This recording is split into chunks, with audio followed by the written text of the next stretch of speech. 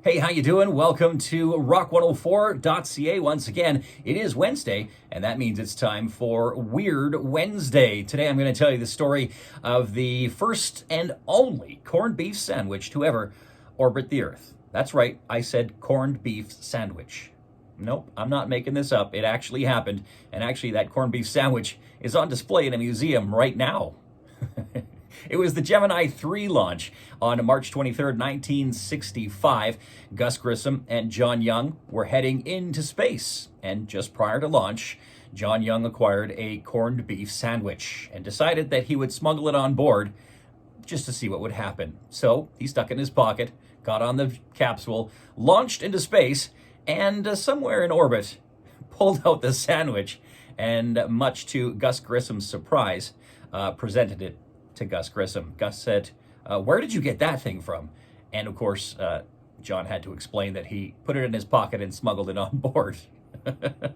Now, what happens in space to something like bread, and the reason why bread hasn't accompanied the astronauts to space ever, is because in no gravity, when it is zero gravity, bread tends to break apart and crumbs start to fly around the space capsule, and they can get lodged in the electronics and caused catastrophic failures. So they just don't do it because it's probably safer that way.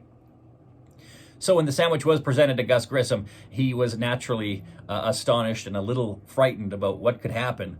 So John stuck it back on his pocket and carried it back to Earth with him the traditional way.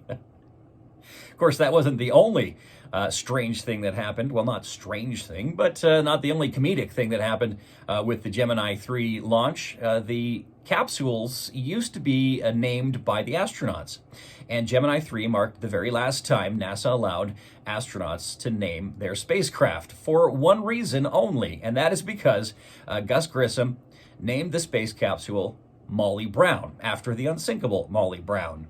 Why, you ask? Well, it's because Gus was on the Liberty Bell 7 a couple of missions earlier, and that Liberty Bell 7 ended up at the bottom of the ocean.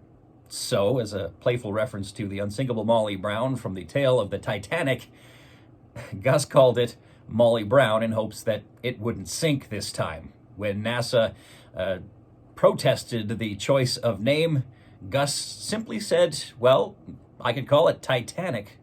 And they said, no, it's okay, go with Molly Brown. But of course, that was the last time they were allowed to name their own spacecraft. So there you go, there's the tale of Gemini 3 and the very first and only corned beef sandwich to ever orbit the Earth. That's been Weird Wednesday for today. Join me next week for another edition of Weird Wednesday right here on rock104.ca.